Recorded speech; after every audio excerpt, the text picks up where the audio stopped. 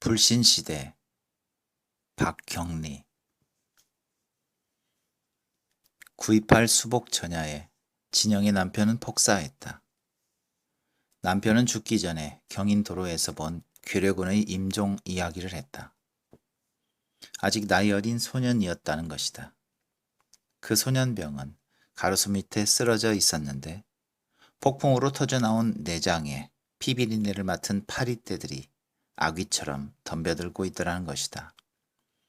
소년병은 물 한 모금 달라고 애걸을 하면서도 꿈결처럼 어머니를 부르더라는 것이다. 그것을 본 행인 한 사람이 노상에 굴러있는 수박 한 덩이를 돌로 짜게서 그 소년에게 주었더니 채 그것을 먹지도 못하고 숨이 지더라는 것이다. 남편은 마치 자신의 죽음의 예고처럼 그런 이야기를 한 수시간 후에 폭사하고 만 것이다. 남편을 잃은 진영은 일사후퇴 때 3살 먹이 아이를 업고 친정어머니와 같이 제일 마지막에 서울에서 떠났다. 그러나 안양에 이르기도 전에 중공군이 그들을 앞질렀고 유엔군의 폭격 밑에 놓였다. 수없는 피난민이 얼음판에 거꾸러졌다. 피난짐을 끌던 소는 구레를 찬 채 등 밑으로 굴렀다. 피가 철철 흐르는 시체 옆에 아이가 울고 있었다. 진영은 눈을 가리고 달아났던 것이다. 악몽과 같은 전쟁이 끝났다. 진영은 아들 문수의 손을 잡고 황폐한 서울로 돌아왔다. 집터는 쑥대밭이 되어 축대조차 찾아볼 수 없었다. 진영은 자풀 속에 박힌 기와장 밑에서 물씬물씬 무너지는 책 한 권을 집어들었다. 프랑스 문학의 전망이라는 일본 책이었다. 이 책이 책장에 꽂혔을 때 순간 진영의 머릿속에 그러한 회상이 환각처럼 지난다. 진영은 무심한 아이의 눈동자를 멍하니 언제까지나 바라보고 있었다. 문수가 자라서 9살이 된 초여름, 진영은 내장이 터져서 파리가 엉겨붙은 소년병을 꿈에 보았다. 마치 죽음의 예고처럼 다음날 문수는 죽어버린 것이다. 비가 내리는 밤이었다. 일찍부터 홀로 되어 외동딸인 진영에게 붙어서 살아온 어머니는 내가 죽을 것을 하며 문지방에 머리를 부딪히는 것이었으나 진영은 허공만 바라보고 있었다. 아이가 앓다가 죽은 것이 아니었다. 길에서 넘어지고 병원에서 죽은 것이다. 그러나 그것뿐이라면 차라리 진영으로서는 전쟁이 빚어낸 하나의 악몽처럼 차차 잊어버릴 수 있는 일이었는지도 모른다. 그러나 그것이 아니었다. 의사의 무관심이 아이를 거의 생죽음을 시킨 것이다.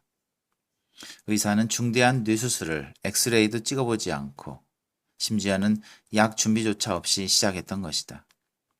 마취도 안 한 아이는 도수장 속의 망아지처럼 죽어갔다. 그렇게 해서 아이를 갖다 버린 진영이었다.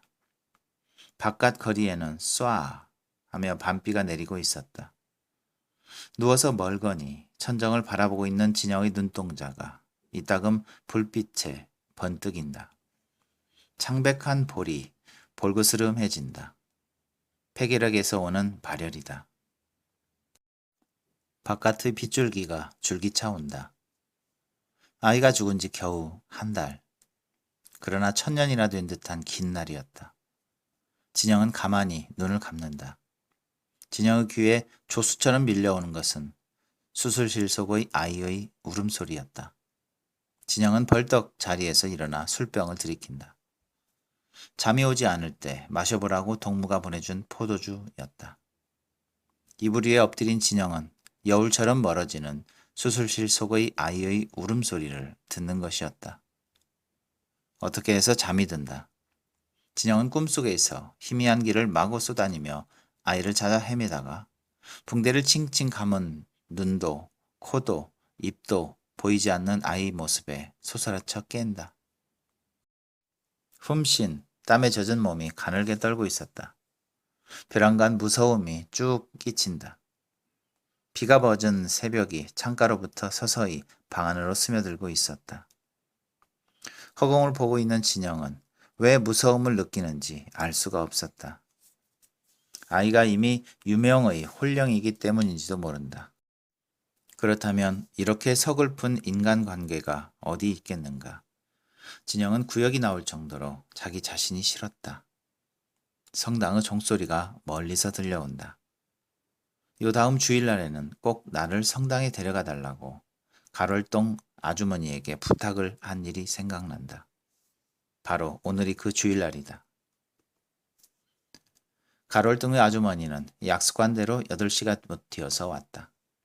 아주머니는 옛날에 죽은 진영의 칠촌 아저씨의 마누라였다. 자식도 없는 그는 아주 독실한 천주교의 신자였으나 근래에 와서 개로 인해서 상당히 말썽을 빚었다. 진영이만 해도 그 짤짤 끓는 돈으로 겨우 다 넣어온 20만 원짜리 개를 소롯이 포기하고 말았던 것이다. 그만큼 개조를 한 아주머니의 사정이 핍박했던 것이다. 매미 날개같이 손질을 한 모시옷을 입은 아주머니는 울고불고 하는 어머니를 위로하는데 아주머니가 말할 적에는 금으로 씌운 송곳니가 알른알른 보였다.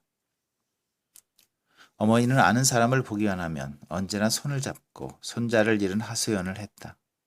진영은 그러는 어머니가 싫었지만 그러나 딸 하나를 믿고 산 어머니가 여러 가지 면으로 서러운 위치에 놓인 것은 사실이다. 우시지 마세요, 형님. 산 사람 생각도 하셔야지. 진영의 마음이 오죽하겠어요. 이러지 마세요. 그리고 살아갈 길이나 생각합시다.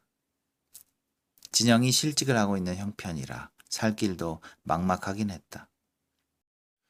아주머니는 갖가지 말로 어머니를 달래다가 풀어진 고름을 여미며 우리 어디 사는 대로 살아봅시다. 그리고 나도 생각하고 있었어요. 형님 돈만큼은 돌려드리려고. 원금만이라도요. 어머니의 얼굴이 좀 밝아진다. 진영은 잠자코 양말을 신고 있었다. 세 사람은 거리에 나왔다. 아침이라 가로수가 서늘하다. 본시 불교도인 어머니는 성당으로 가는 것이 마음에 꺼렸으나 그러나 아무래도 좋았다. 의사는 항상 딸에게 있는 것이었으니까. 아주머니는 진영의 양산 밑으로 바싹 다가오면서 소곤거리기 시작한다. 천주님이 계신 이상 우리는 불행하지 않다. 천주님이 너를 사랑하기 때문에 이런 기회를 주어 너를 부르신 거야. 모든 것이 다 허망한 인간 세상에 다만 천주님만이 빛이 된다.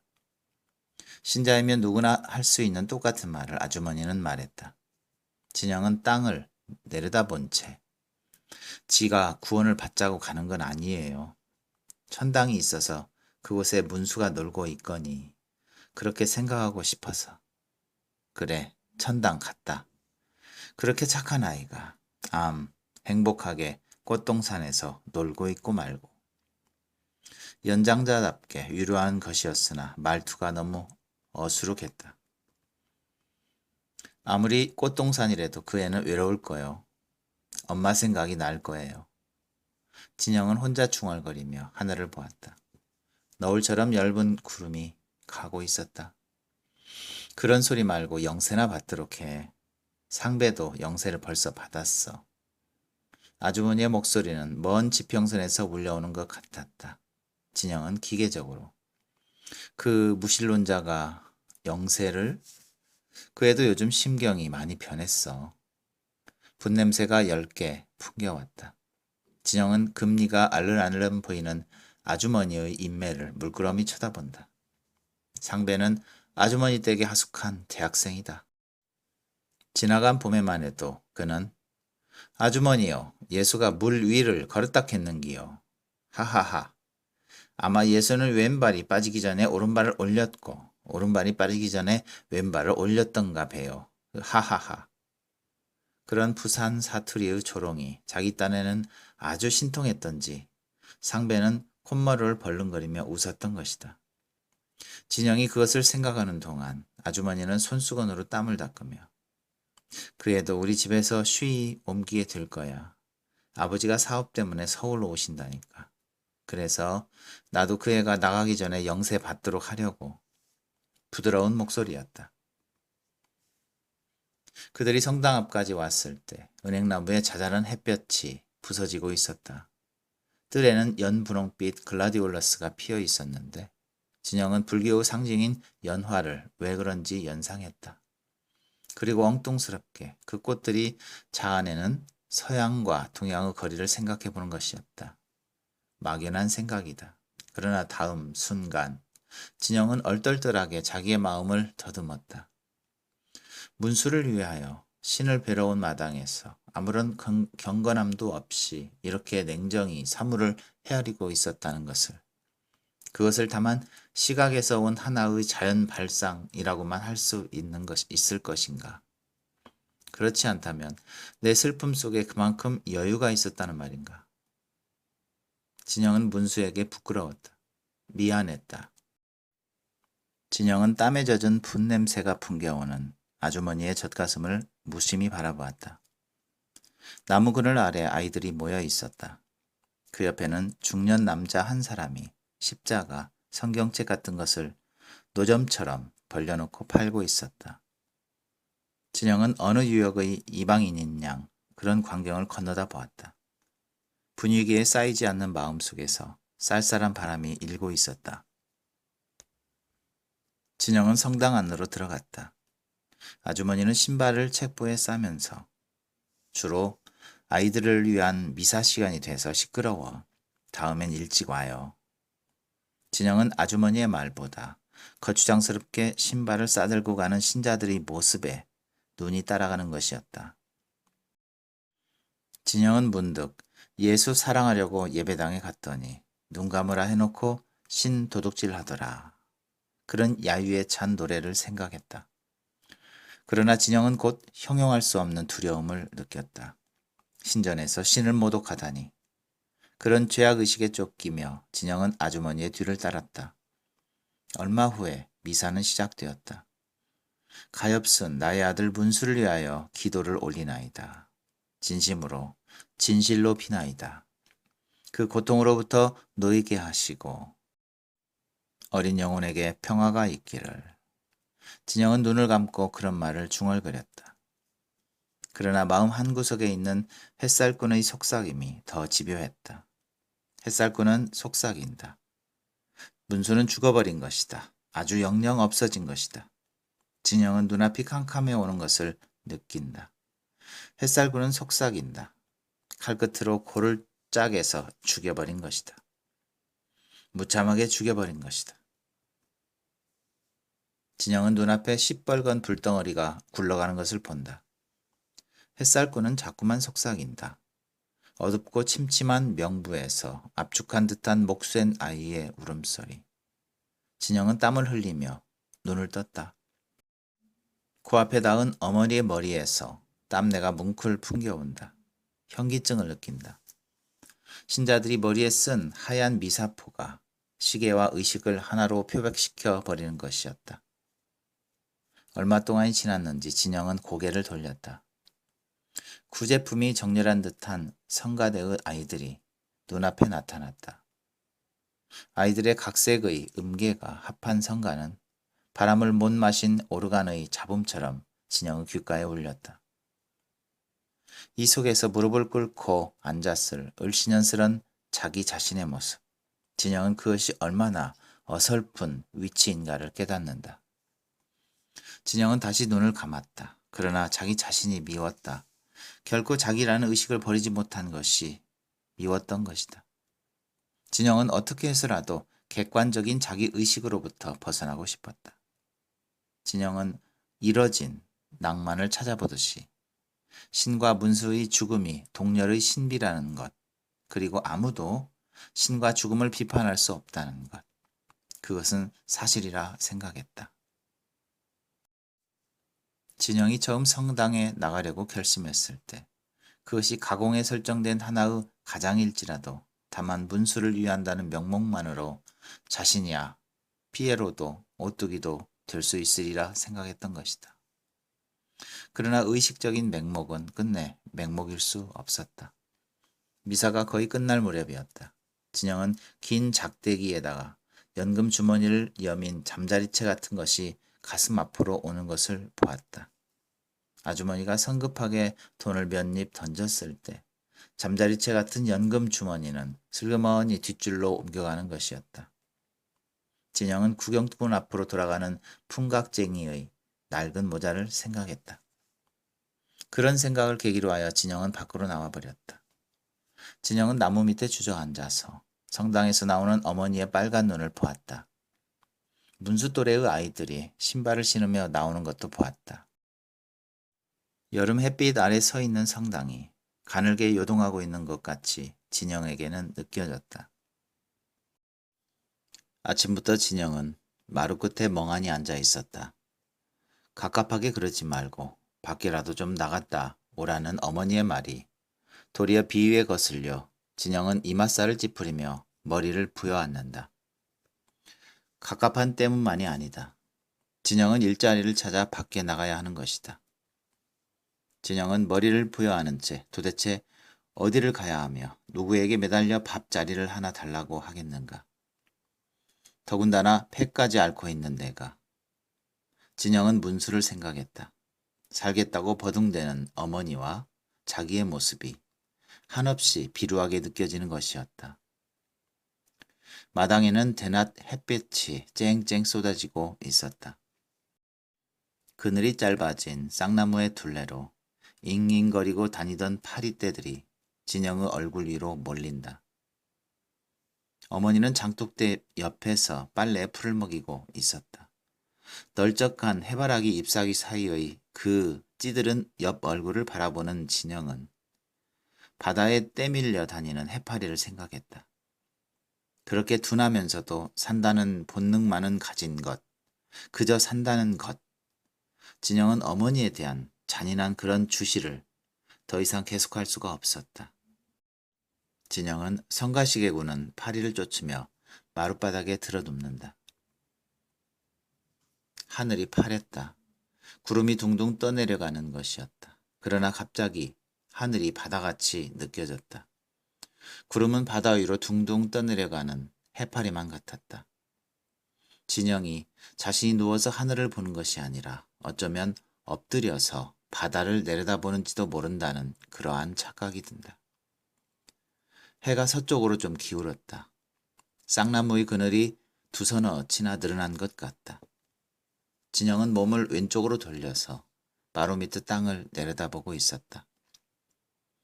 문이 삐걱하더니 열린다. 땅을 보고 있던 진영의 눈에 우선 사람의 그림자가 먼저 들어왔다. 그림자를 따라 천천히 눈을 칙 떴을 때 그곳에 바랑을 짊어진 신중이 서 있었다. 초현실파의 그림같이 그림자를 밟고 선 신중의 소리 없는 기다란 모습. 드디어 합장을 하고 있던 신중이 입을 열었다. 아씨. 완전히 조화를 깨트린 소녀와도 같이 카랑카랑하게 맑은 목소리다. 바랑에 휘인 어깨는 아무래도 40고개일 터인데 신중은 부스스 일어나서 가만히 쳐다보고만 있는 진영의 형용할 수 없는 어두운 눈빛에 지친다. 마침 앞치마에 손을 닦으며 나오는 어머니를 본 신중은 잠시 숨을 돌이킨 듯이 마나님, 의연히 맑은 목소리다. 어머니는 마루 끝에 주저앉으며 긴 한숨을 쉰다. 이날까지 부처님을 섬기고 잘 살 적에는 절마다 불을 켰건만 무슨 소용이 있습니까? 공든탑이 무너지지 않는다는 말도 헛말이더군. 바야흐로 아이가 없어진 하소연이 시작되는 것이다. 판에 박은 듯한 푸념이 언제 그칠지 모르겠다. 눈을 끔뻑거리며 말할 기회만 노리던 중이 드디어 어머니의 말허리를 꺾어버린다. 아이, 딱하기도 해라. 그러게 말이요. 그렇지만 시주 하십사고 온 게 아니라 행여 쌀을 살려나 해서 아주 무거워서요. 그런 구슬픈 이야기보다 빨리 거래부터 하고 싶다는 표정이다. 진영은 값싼 동정까지도 인색해진 세상이 되었다는 생각을 했다. 동정을 바라는 어머니가 밉기보다 딱한 생각이 들었다. 아직도 말이 미진한 어머니는 좀 어리둥절한 얼굴이다. 무거워서 어디 가져갈 수가 있어야지요. 좀 짐을 덜고 가려고요. 신중은 마루 끝에 바랑을 내리며 의사를 거듭 표시한다. 그제야 중의 수작을 알아차린 어머니는 여태까지의 감정은 일단 수습하고 치마 밑을 죽이며 재빨리 응수다. 우리도 뒷살을 팔아먹으니 기왕이면 사지요. 뒤나 후히 주세요. 중은 바랑을 끌어놓고 쌀을 되기 시작한다. 어머니는 몹시 쌀뜨가 야유다고 보채고 중은 뒷박 위에다 쌀을 집어얹는 어머니의 팔을 떼밀며 그러지 말라고 한다. 그러면서도 그럭저럭 거래는 끝난 모양이다. 샘을 맞힌 어머니는 인사로 시님이 계신 절은 어디지요? 네, 예. 바로 학교 뒤에 있는 절이지요. 학교 뒤라면 쌀을 팔고 갈 정도로 먼 곳은 아니다. 중이 가고 난 뒤 어머니는 무슨 생각에 잠긴 듯이 우두커니 서 있었다. 예, 진영아. 나직이 부른다. 진영은 대답 대신 어머니의 눈을 본다. 문수를 그냥 둘라니 이리 가슴이 메인다. 이렇게 흔적 없이 두다니. 절에 올려주자. 어머니를 쳐다보고 있는 진영의 시선은 그대로 고정되어 있었다. 절도 가깝고 신당이니 만만하고 세상에 너무 가엾어. 아무래도 혼백이 울면서 떠돌아 다니는 것 같아 잠이 와야지. 진영은 고개를 돌려 장독대의 해바라기를 바라본다. 한참 만에. 그런데 왜 그리 중을 장사꾼 대접을 했어요? 아이를 부탁할 생각을 했으면서. 진영의 시선은 여전히 해바라기에 있었다. 자기가 하는 말에도 별반 흥미를 느끼고 있는 것 같지 않았다. 아따, 별소리를 다 하네. 공은 공이고 신은 신이지. 하기야 뭐 시주받은 쌀 팔고 가는 그게 진짜 중인가? 진영은 그러는 어머니가 미웠다. 그럼 왜 그런 중이 있는 절에 가려고 해요? 누가 중 보고 절에 가나? 부처님 보고 가지. 진영은 잠자코 옳은 말이라 생각했다. 그와 동시에 며칠 전에 아주머니가 우선 쓰라고 돈 2만 원을 주면서 성당에 나가지 않는 진영을 나무라던 일이 생각났다. 이렇게 절에 갈 것을 동의하고 보니 왜 그런지 아주머니에 대하여 변절을 한 듯 미안하다. 그리고 돈만 하더라도 당연히 받을 돈을 받았건만 다른 사람들에게 베풀지 않았던 호의가 빚이 되는 듯 싶다. 훨씬 표현적이다. 적어도 돈만 낸다면 절에서는 문수를 위한 단독적인 행사도 해주기 마련이다.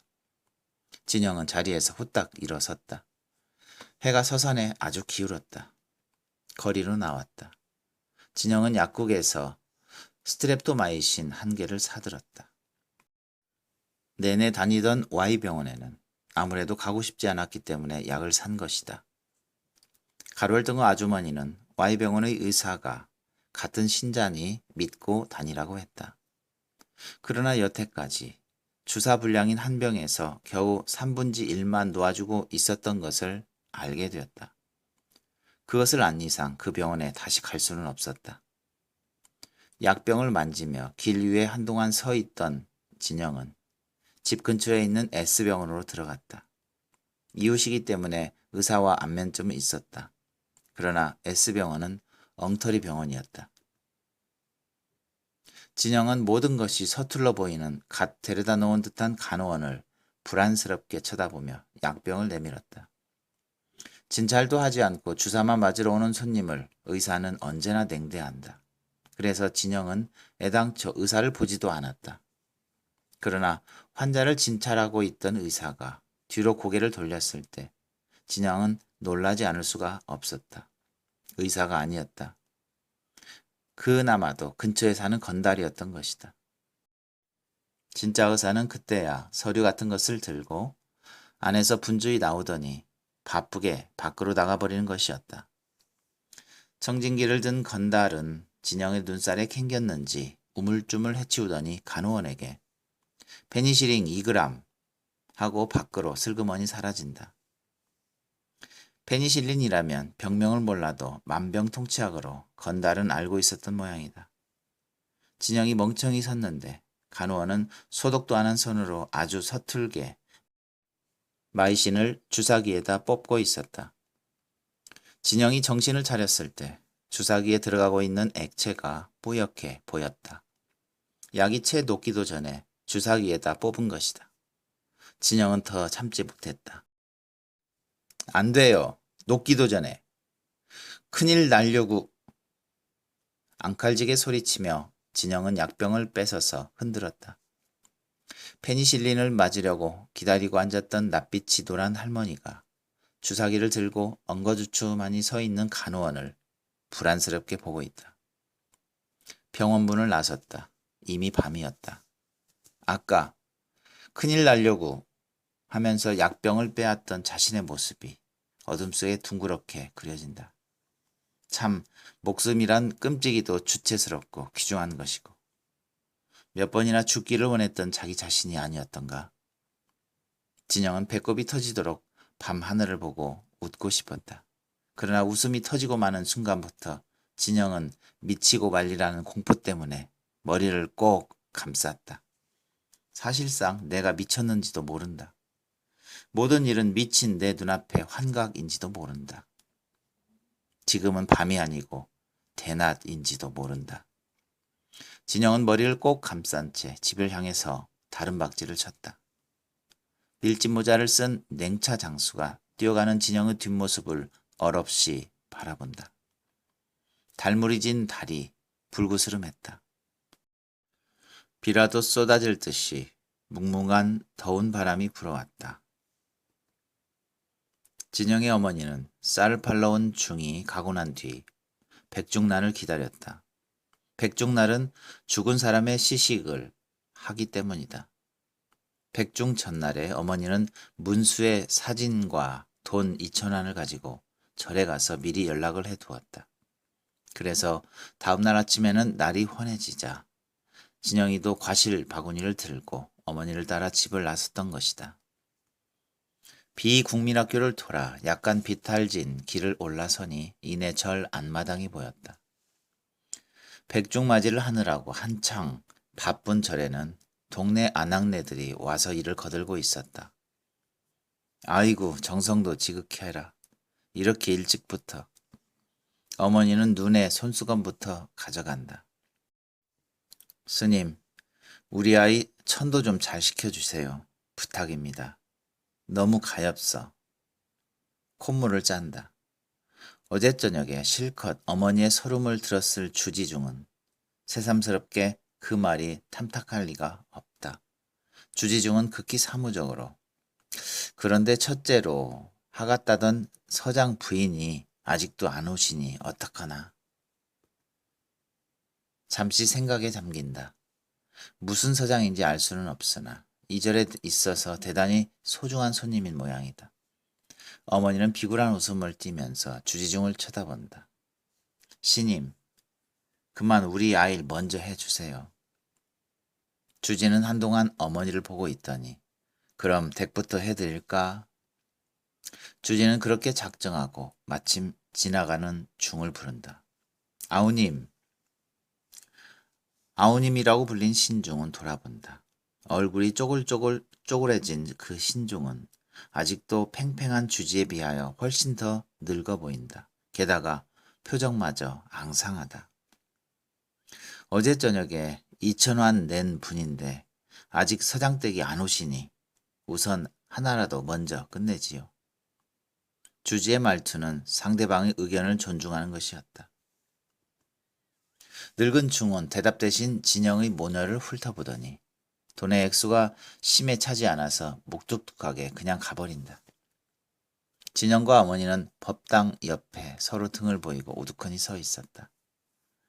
바라다 보이는 산마루에 막 해가 솟고 있었다. 그 영롱한 아침을 진영은 벽화처럼 감동 없이 대한다. 진영은 최저의 돈을 내고 첫째로 하겠다고 새벽부터 온 것이 얼마나 얌통머리 없는 짓이었던가를 생각한다. 공양을 들고 젊은 중이 온다. 여보세요? 그 키 큰 스님은 안 계시나요? 어머니는 쌀을 팔러 온 중을 두고 묻는 말이다. 그이는 절에 잘 붙어 있지 않아요. 젊은 중은 간단히 대답하고 법당으로 들어간다. 곧 시식 불공이 시작되었다. 진영은 늙은 중이 목탁을 두드리며 조는 듯한 연부를 시작하자 적잖게 실망했다. 몸집도 크고 목소리도 우렁찬 주지중이 아니었던 것이 섭섭했던 것이다. 기왕이면 굿 잘하는 무당으로 하는 따위의 기분이었다. 중은 연부를 하면서 열심히 절을 하고 있는 어머니 옆에 멍청이 섰는 진영을 흘겨본다. 보라빛가루 원피스를 입은 진영의 허리는 말할 수 없이 가느다랗다. 핏기 없는 얼굴에는 눈만 검다. 중은 여전히 마땅치 않게 진영을 흘겨본다. 진영은 중의 눈길을 느낄 때마다 재촉을 당한 듯이 어색하게 엎드려 절을 했다. 진영은 중의 마음이 연불에 있지 않고 제밥에 있다는 속담같이 지금 저 중의 마음도 연불에 있지 않고 절에 와서 예배를 하지 않는 내 태도에 있다는 것을 생각한다.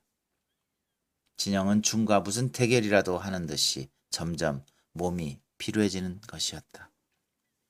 얼마 동안이 지난 것 같았다. 주지중이 식은 벌떡거리며 법당으로 쫓아왔다. 아우님 빨리 하시오. 지금 막 서장댁이 오셨구려. 대강대강 하시오. 주지는 법당 구석에 걸어둔 먹물들인 모시 장삼을 입으며 서두르는 것이었다. 늙은 중은 불전에서 영전으로 자리를 옮긴다. 제대로 불경이나 끝마쳤는지 의심스러웠다. 아까 공양을 나르던 젊은 중이 이번에는 널따란 그릇을 들고 들어온다. 그는 진영의 문영을 돌아다보며 영가 앞으로 오라고 손짓한다. 진영은 문수의 사진이 놓인 앞에 가서 엎드렸다. 차가운 마룻바닥에 처음으로 뜨거운 눈물이 주체할 수 없을 정도로 쏟아지는 것이었다. 문수의 손결이 생생하게 마음속에 느껴진 것이다. 문수야, 많이 먹어라. 불쌍한 내 자식아. 진영은 어머니의 목소리를 이처럼 슬프게 들은 적은 없었다. 어머니는 향을 꽂고 빳빳한 은행에서 갓 나온 듯한 10판짜리 20장을 영전에 놓았다. 진영도 일어서서 향을 꽂았다. 그리고 돌아섰을 때 중이 목을 길게 뽑아가지고 영전에 놓인 돈을 기웃거리고 있는 모습을 보았다. 그 빳빳한 세돈은 흡사 100원권으로 보이는 것이었다. 진영은 송구스러운 생각에서 고개를 푹 수그리고 말았다. 그릇을 들고 온 젊은 중이 돈을 옆으로 밀어 놓으면서 시무룩하게 영가 노자가 너무 적군요. 이 세상이나 저 세상이나 그저 돈이 있어야지 동무하고 쓰다 놀다가 돌아가지 않겠어요? 진영은 머릿속에 피가 꽉 차오는 것을 느낀다. 돈을 그렇게밖에 준비하지 못한 어머니의 인색함을 격심히 저주하는 것이었다. 젊은 중은 들고 온 그릇에다 영가 앞에 차린 음식을 조금씩 덜어놓는다. 나물, 떡, 자반, 과실 그렇게 차례차례 손이 간다. 마침 먹음직스런 약과에 손이 닿자 벼랑간 목탁을 치던 중이 그건 그만두구려 버락 소리를 지른다. 젊은 종은 진영을 흘끗 보면서 총총히 바깥 시식들로 음식을 버리러 나가는 것이었다. 진영은 기가 막혔다. 처음부터 거래임에는 이의가 없었다. 그러나 이쯤 되면 어지간한 감정도 폭발 아니할 수가 없었다. 진영은 양손으로 얼굴을 푹 쌌다. 울음이 터진 것이다. 누구에게도 향할 수 없는 역정을 그는 울음 속에다 내리 퍼부었다. 울음 속에 그 목을 감던 문수의 손결이 느껴진다. 미칠 듯한 고독과 그리움이 치솟는 것이었다.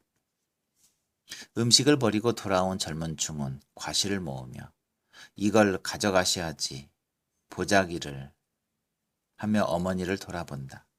진영은 새빨갛게 충혈된 눈으로 젊은 중을 노리며 일 없소 그만두시오. 진영의 목소리는 악을 쓰는 것 같았다. 일을 다 마치고 법당 밖에 나온 늙은 중이 왜 가져온 걸 안 가져가시오? 쳐다보지도 않은 진영이 대신 어머니가. 뭐 그걸.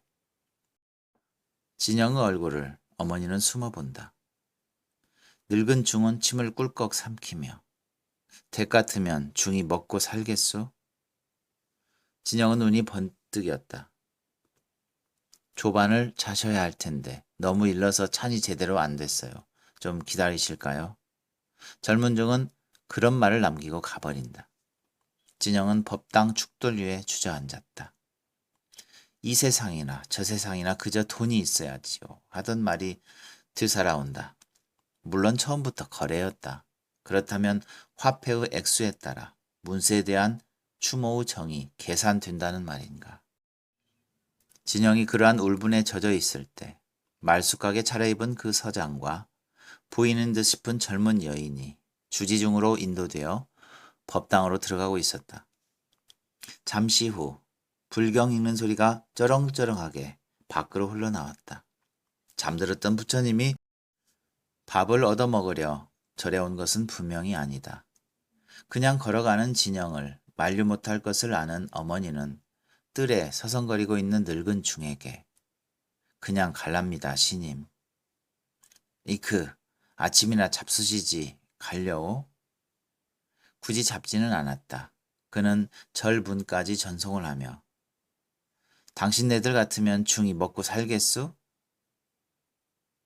진영은 우라보다 어처구니가 없었다. 내리막길에서 자포를 뽑으며 진영은 말없이 울었다. 여비도 떨어진 낯선 여관방에다 문수를 혼자 두고 가는 것만 같은 생각이 자꾸 드는 것이었다. 진영은 불덩어리 같은 이마를 짚는다. 한여름 내내 진영은 알았다. 애당초 극히 경미하게 발생한 폐결핵이 전혀 방치되었기 때문에 점점 악화되어 갔던 것이다. 뿐만 아니라 다른 병까지 연속적으로 발병하는 것이었다. 찬물만 마셔도 배탈이 났다. 눈병이 나고 입이 부르트고 하는 것은 일수였다. 알다 못해 귀까지 알았다. 그리고 수년 내로 건드리지 않고 둔 충치가 일시에 쑤시어 밤낮을 가리지 않고 욱신거렸다.